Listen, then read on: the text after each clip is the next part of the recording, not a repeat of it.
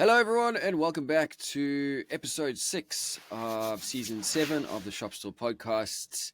It is a very wet day here in northern Queensland, which is you remember where you live, Robin? Yeah, that took me a second. Which is very out of the blue for us. So we're having a wet, wintry day, which is pretty awesome. I saw you coming with a bright red hoodie beanie on there, Brian.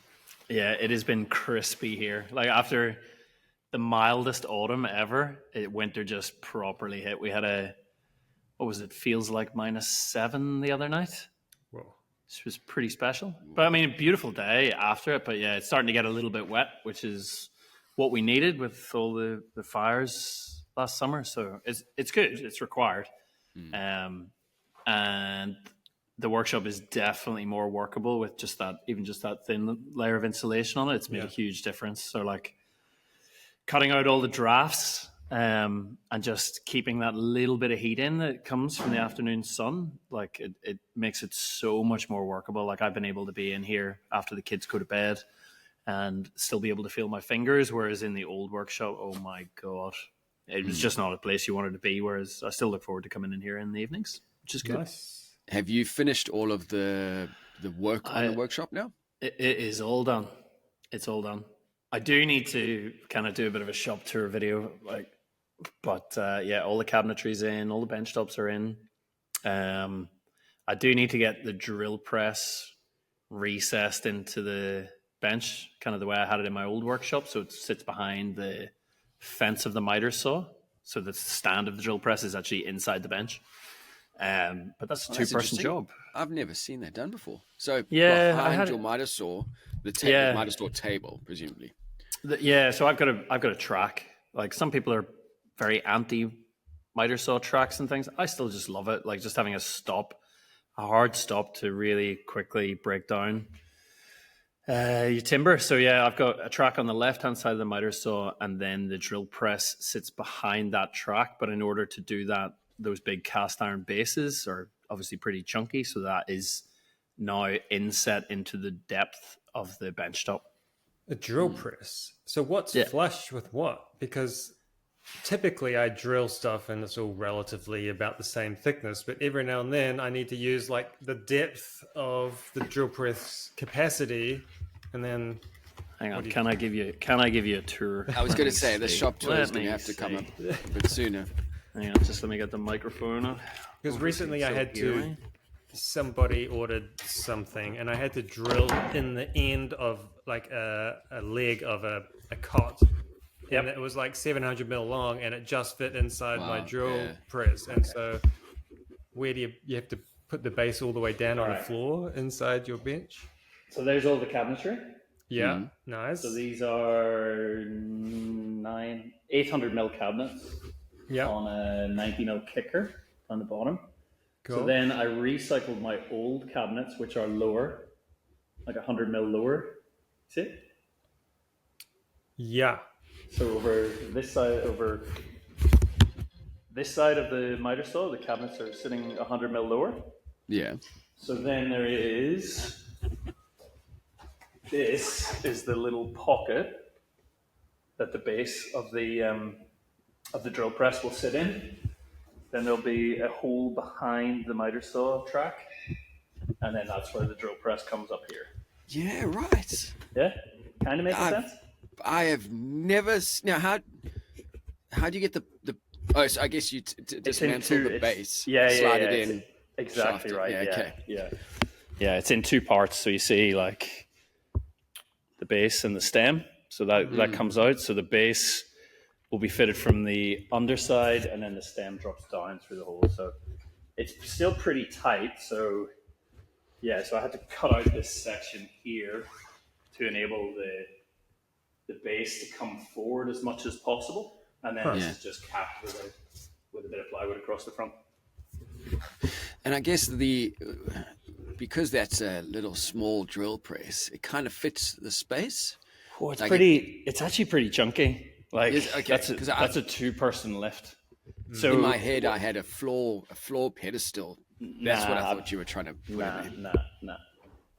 So yeah, to give you a bit of a longer range shot, like it's not going to be like the little spindle sander is obviously pretty movable.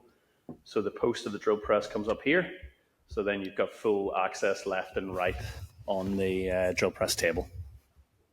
That's a really, really cool way of doing that. And I think, so I've got a floor standing drill press. If I was to get a second one, because, you know, it can be kind of handy to have a second drill press, that would be a fantastic place to put it. It's probably not so imperative in this workshop because I do have enough space for stuff. But in my old workshop, I was like, well, how can I make the best use of floor area and bench tops and things like that? So behind that miter saw fence is obviously a bit of wasted space. Yeah, usually just accumulates offcuts and things or little bits of MDF that I use as a sacrificial fence on the miter station.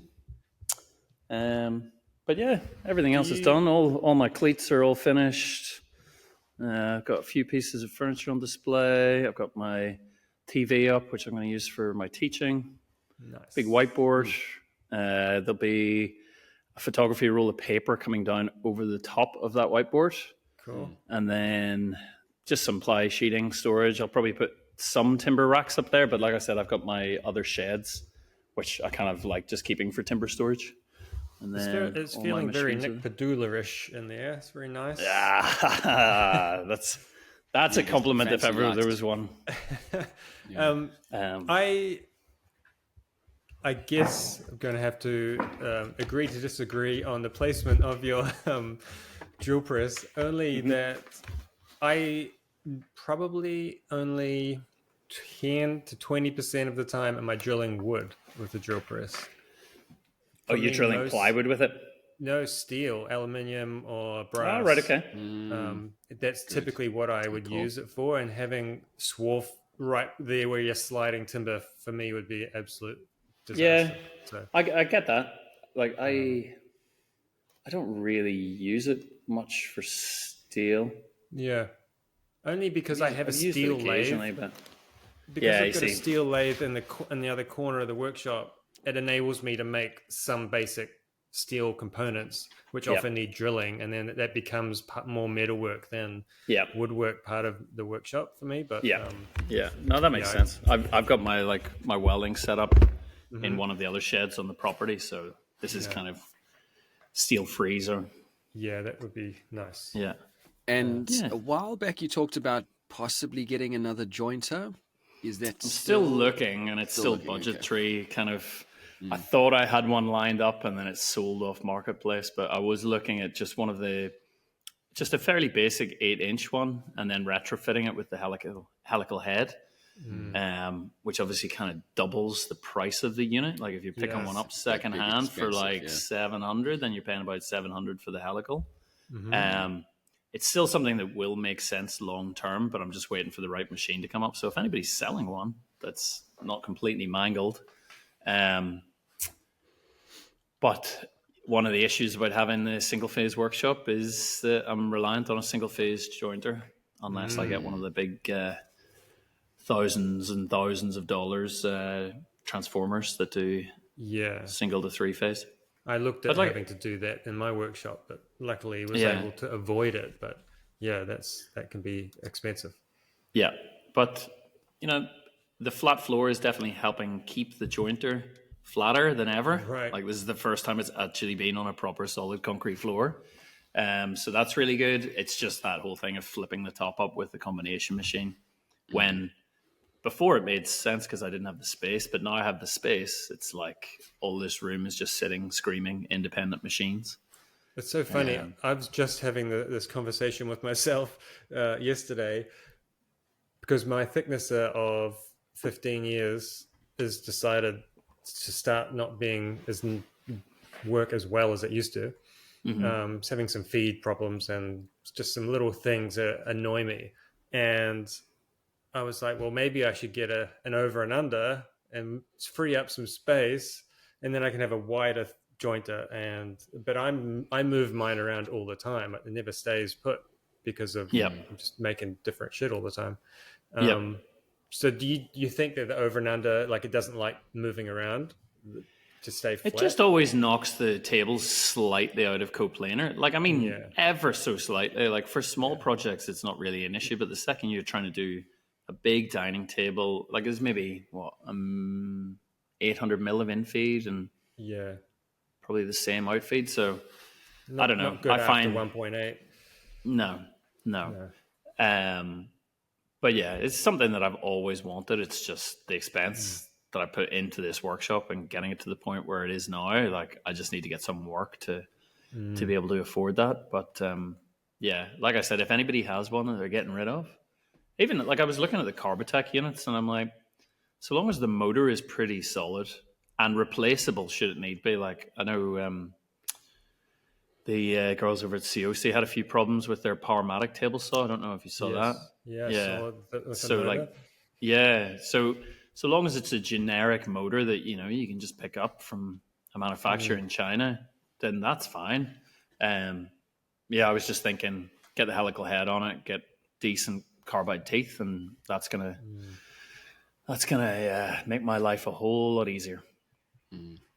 Yeah, it's got me thinking now really hard, because I've just picked up a job to make 30 cedar doors, and I'm like, and my thickness is starting to be a pain, and I'm like, shit, maybe I should just take some of that money and buy a new machine.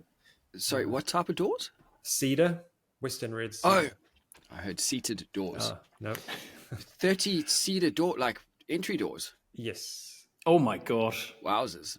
Well, they're going over to Rarotonga or somewhere like that. Wow. So they're all going to be louvered, which is a blessing and a curse. So you keep the inserts empty? No, I've got to put solid louvers in.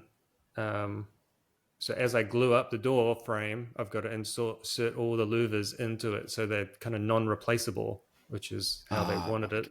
Oh, so I thought you were saying they were going to put the louvers in. No. So is there not a way that you could sort of assemble the frame? There is a way. Slide the louvers in and then just put a beading on the inside? There is a way. What they call it, a louver. You can actually buy it pretty much off the shelf in cedar. And so lets you build the door frame, and then you just cut all your louvers to length. And it's like think of like a doorstop bead with little louver-shaped holes cut out. And you just pin it in. But that's not what they have now. They want to replace like for like. The old doors are all shit and falling apart. So I said, all right, well, that's what you're getting. Wow. Fair enough. Yeah. Joey, Mr. I don't have any work on, is now going to build 30 Rarotongan doors. Wow. Well, at the same time, I'm now in the middle of making 42 windows. So you're just building houses at this point. I mean, you just basically... Yeah. So work just poured in since our last podcast, really, which is good. I mean, I'm stressed busy now compared to stressed quiet. But I can still see there's not much going on out there. The people are still struggling. And I was just reading today about the economy. It looks like it's awful here. And so I'm just thankful to have a little bit of work on, but I don't actually see my current position as kind of ramping back up to a normal level. It's much more of a blip, I think, in the current state of things. Do you think that the work like doors and windows and things, do you think that's coming in because other manufacturers have gone out of business in New Zealand, or what's...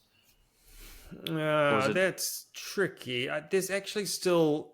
I don't know how the window and door manufacturers are still cranking out. And they're still actually... I saw a couple of job placements for skilled joiners for a couple of different places, which strikes me as really strange given that the amount of building consents is way down.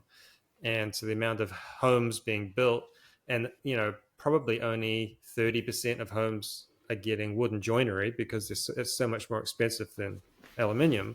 Yeah. So it strikes me weird that there's a few big companies still pumping out house loads of joinery. So I don't know why this 30 door job. I chased it about 2 to 3 months ago when I thought I could see like work was slowing down, and I was just trying to chase anything I could get my hands on.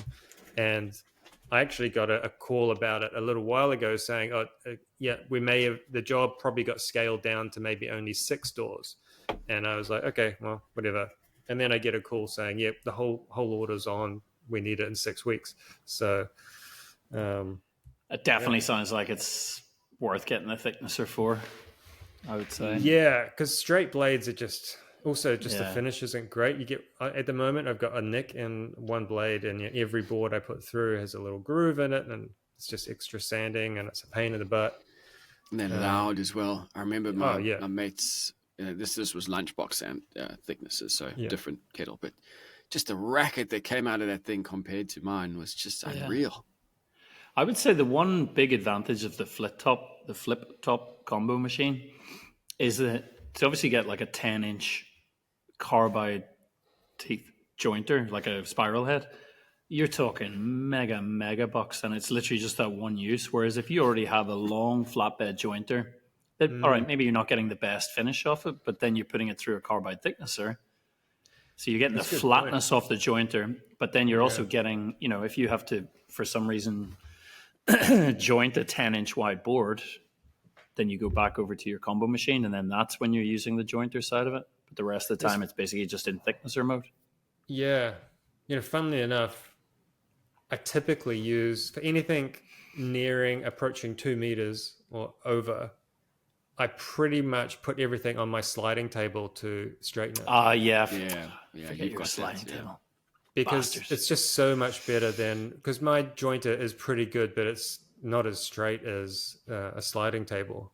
And most jointers won't be, because most of them don't have beds long enough for over 2 meters. Well, exactly. So. Like my jointer bed is 2 meters long. So it's about a 1.5 in feed and a slightly shorter out feed. But it says it's only good for 2.1 meter lengths or something. Like that's what the manufacturing, the jointer guide or whatever, that's what they recommend.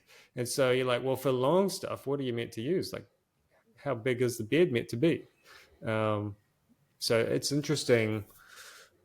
The problem with the table saw is that it's way slower. You've got to clamp the piece in, kind of eyeball the straightness along your sliding table, and then make a cut, unclamp it, and then you've got a straight edge to work with. So it's probably 4 times slower than a jointer. Do you reckon? Because it's just one pass, right? Or maybe if you have to do, one pass, nudge it and do a second. But like, so for example, I've got this job 30 doors. That's 60 styles, and you're talking.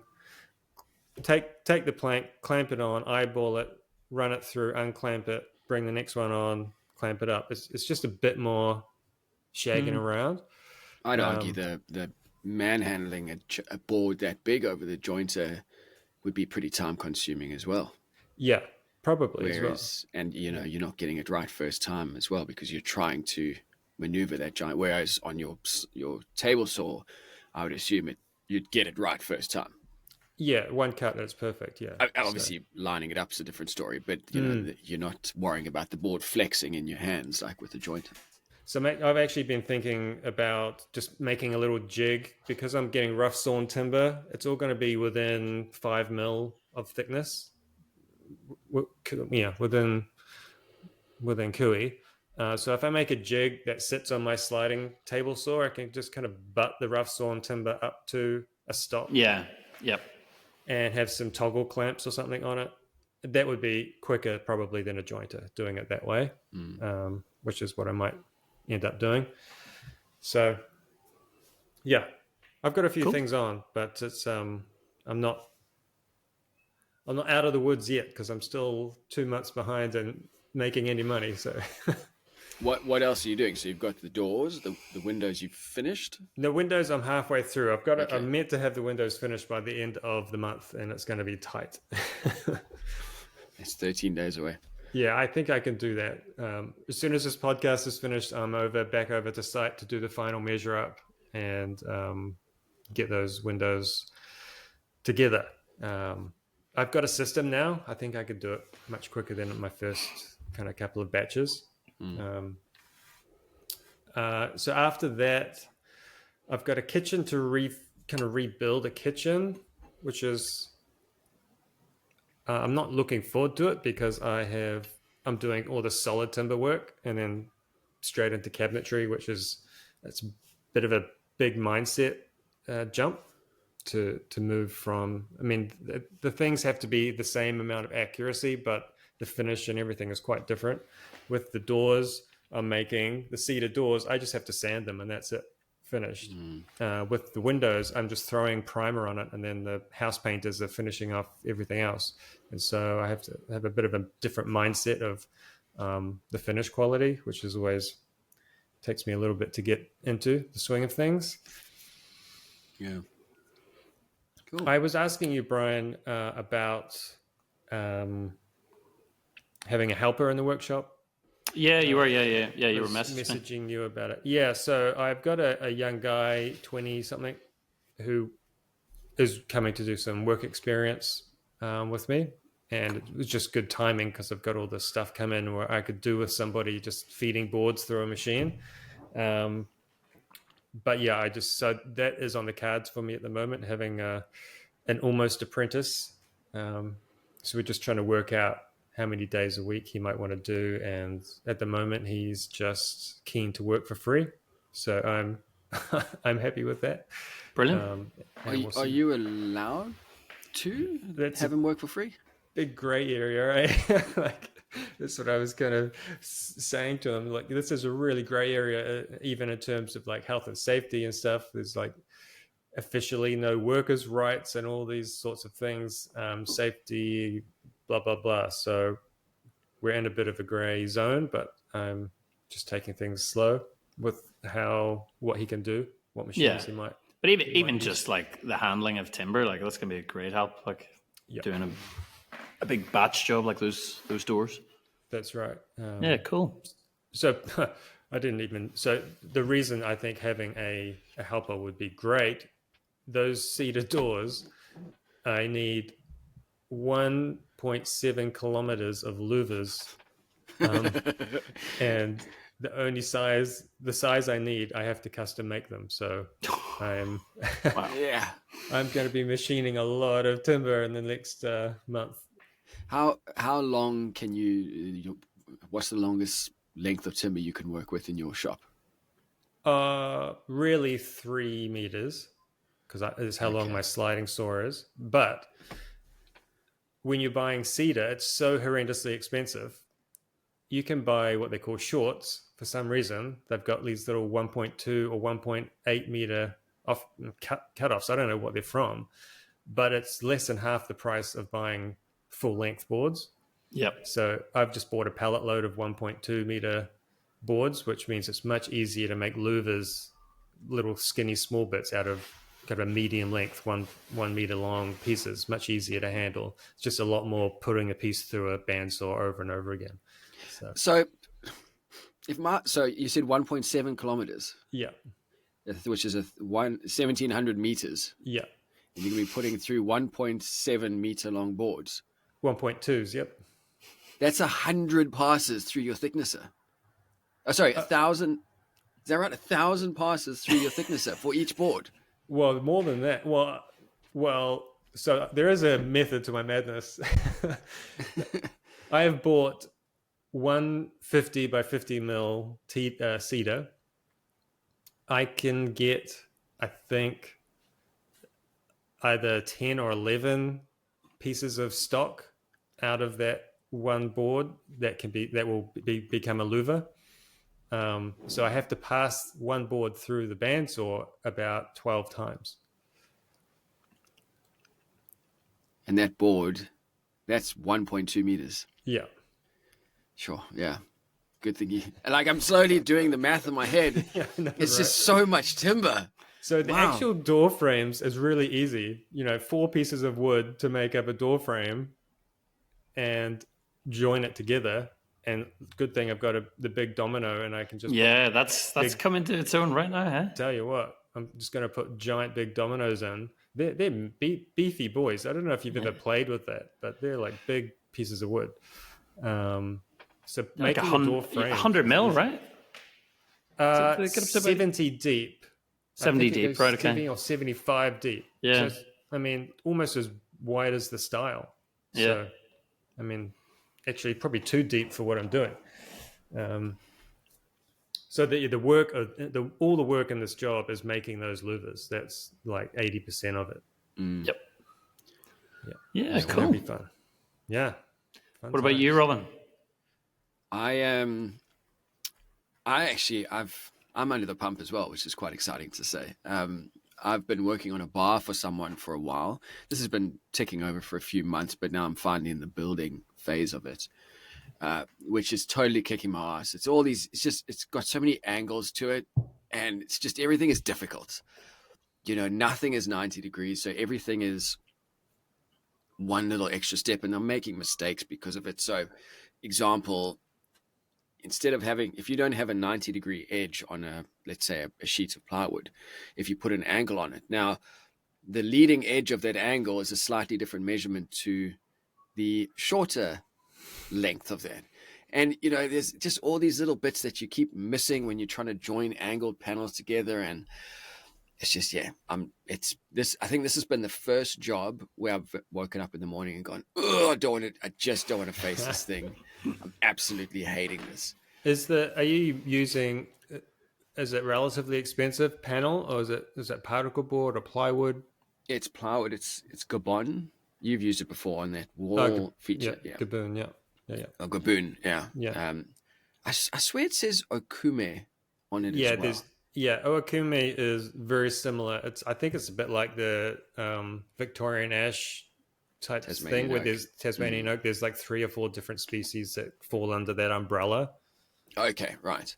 So that's $150 a sheet, which isn't too bad. So it's not too bad. It's not,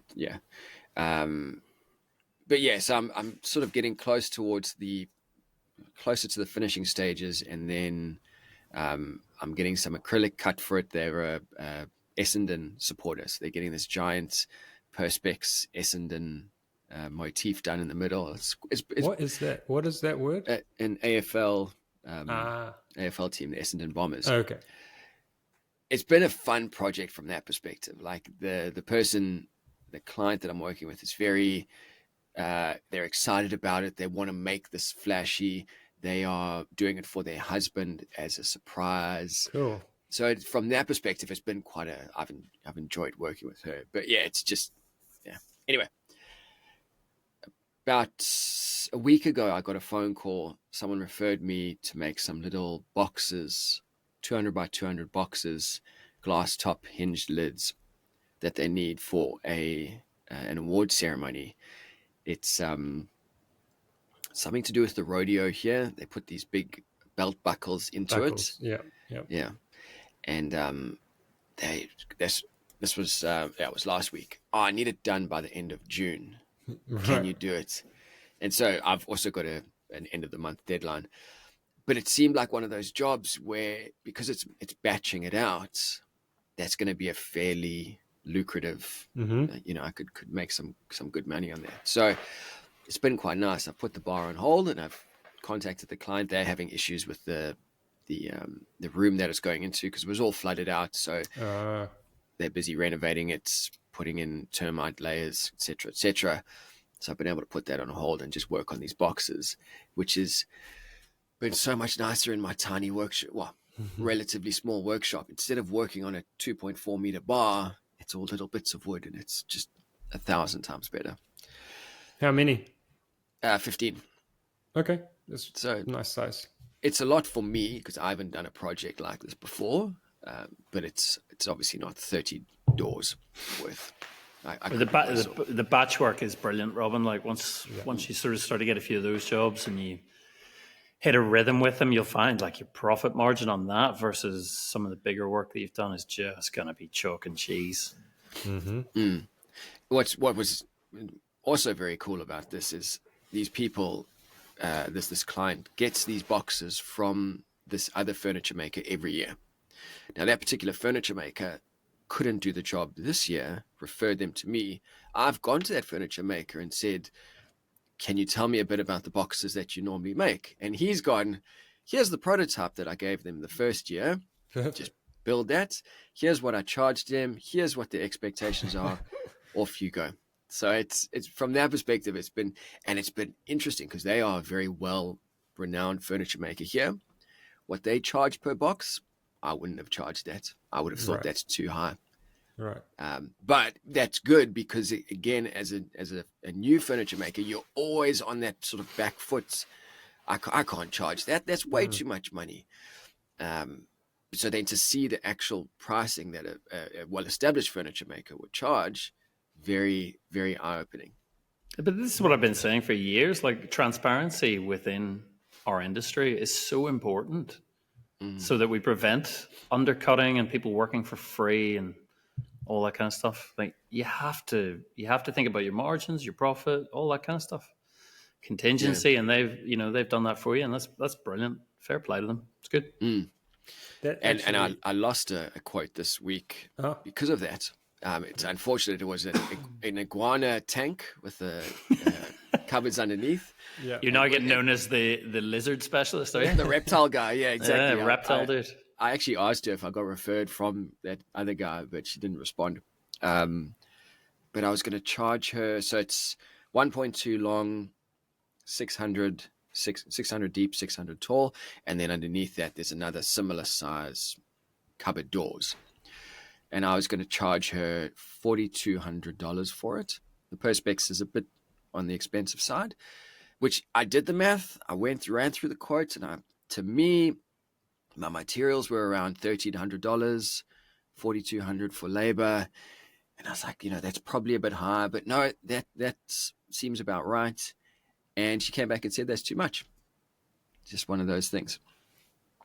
Did they just say that's too much and call it quits? Or did they say, most of my clients say, can we use something else to make it cheaper? No, this was flat out. Can you hold on to the design? Maybe one day. But I get the impression that they came in with no idea of what it would cost. Right. Holy shit, I didn't realize furniture cost that much. Right. It was way out of our... Just completely out of the ballpark. Yeah. 4,200, what do you guys think of that? Without knowing the design, it's hard, but... fine. Yeah, if some people use the 30%, especially a lot of Americans tend to use the 30% material to job cost, right? Correct me on that, American listeners. That you get a ballpark in the pricing by working out your material cost, and then that's 30% of the total quote. It's so funny you say that. I've heard that before. So that works out at about 30%, right? Yeah, it is. Because I looked at that and I thought, because in this last YouTube video that I published, my materials came out at 30% of my total profit. And I actually wrote in my script something about, and the expenses came out at 30%. That feels like a good target to aim for. But I took it out because then I thought, that's probably just irrelevant. That's nothingness. But now you're telling me that there is a whole correct me if I'm wrong. I'm pretty sure I've come across that a few times on pricing with different, in particular American makers, but I may be wrong on that. So please, in the comments below, correct me on that. But yeah, I think if you can come out at that where it is 30% of the total cost, and then you're getting decent labor hours out of it, your GST, contingency, profit margin, all that stuff that we always talk about. Yeah. I that's guess good. You're busy. About right. I'm just thinking it's not quite the same because the way I work mine out is slightly different, but more often than not, the cost of materials is about the cost of labor, and then I add everything else on top of that. Yeah. So maybe rather than using it as a start point to work out your quoting, maybe it's just a good way to go back and cross-reference and say, well, does it all stack up? Yeah. I worked out that gives me 20 hours to build it. Oh, sorry. Yeah, it's hard to, like we said, without seeing the design, it's hard to really know how long it should take. But well done for I think the Robin of a year ago probably would have gone back to them and said, well, can I do it for 30% less, 40% less, but well done for sticking to your guns on it, because there is no point in taking on work that is not going to either bring you more work or you're going to lose money on. And you know, the reason I can do it now, and I think everyone's got to, in my situation, has to walk this walk and get over this hurdle. One of the reasons I feel confident enough to say this is because I've got other work on. And it's this horrible catch-22 where if you don't and you're desperate, you will work for nothing, and you're not advancing your means by doing that. So you've just got to somehow bridge that gap, which I'm lucky enough to have by chance, by good decisions. I have managed to do that at this stage. Good. I obviously spoke about it in the last show about my my Blackbird fix, and I got so many comments when they saw the photo that I posted going, yeah, right. Oh, it's a plain Blackbird, not a bird. Right. Yeah. So the fix How is on that going? It's going okay. It's going okay. I've planed off I had to make like a bit of a jig for it to sit in and hold the wing so I could clamp it down and then plane to get it exactly 90 degrees to what it was. It's getting there. It's just really hard because obviously I'm not going to be able to put any clamping pressure at all on the wing to bring it back to the body. I mean, I'll be able to maybe use some tape or wrap or something like that, but there's nowhere where I can clamp it because it all comes to that fine edge. So the edge has to be jointed to within, I don't know, probably 0.1 of a millimeter or something like that. And obviously hand planing it is really hard to get. So I'm going to have to, this is a job for today. I'm going to chalk mark it and try to sort of just create some relief in the center. Because when you hand plane something, Robin, like that, it tends to leave a bowed edge on it. So I've got to take out a bit from the center. Like at the minute, the gap's like probably 0.5 mil on either tip of the wing. But if you imagine, there's no clamping pressure to bring that in, and it's just going to be a glued edge that is then being stained black. So it's going to look really, really shit. So yeah, I just want to make sure I get that right. I think I dropped out there, but anyway, you'll have it for the show. Yeah, we did. We were just waiting for you to come back. So yeah, the edge needs to be perfect to prevent the glue line showing through the black stain. But it is getting there. Yep. Is it not going to be refinished? It is going to be refinished, but it's going to be stained black. So if there's a 0.5 mil gap at either edge of the wingtip, then you're going to get that glue line showing. So, yeah. Fun. But a few other small projects happening. Memory box. Doing some more trophies that I got out of the City of Melbourne job. There's another trophy for another part of the City of Melbourne. But yeah, still waiting for the big jobs to come in, which I'm kind of hanging on a bit. And nothing came from the exhibition?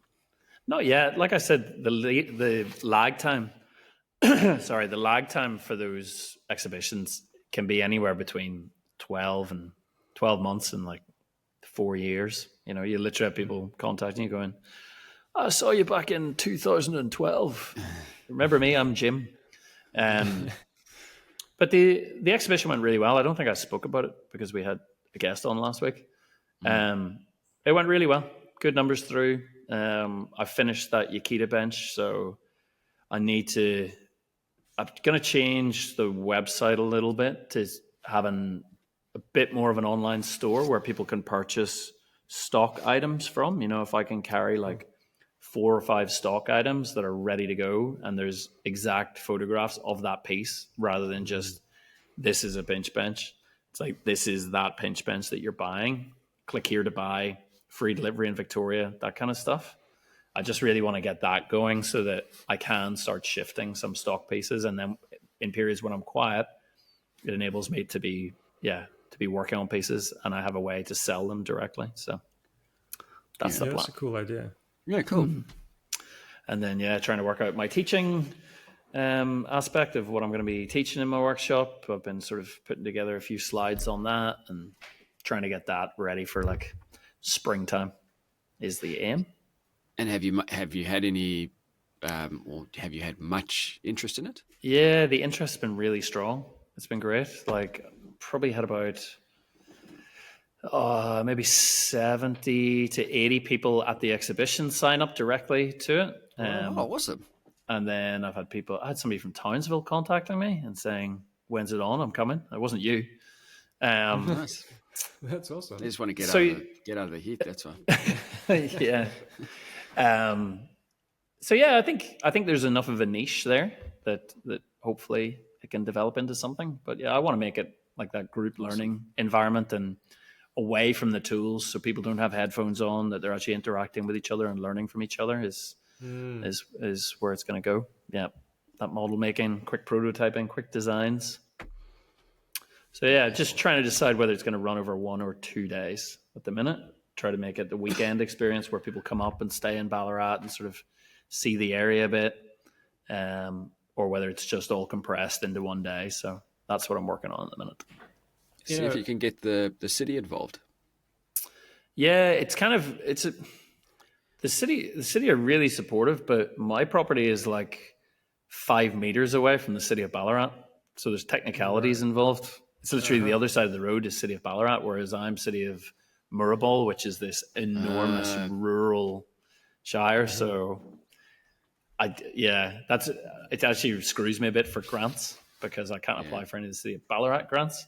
But Creative Ballarat have obviously been superb in supporting the craft lab and things like that. So yeah, it will be a long-term thing to try to get these weekends happening or days happening. So yeah, hopefully springtime. Watch this space. Yeah, cool. Bryan, must have been the last time it was just the three of us talking. You were talking about the 3D printer and 3D printing those little models. Mm-hmm. And it just so happens that my father-in-law bought a 3D printer around to our place.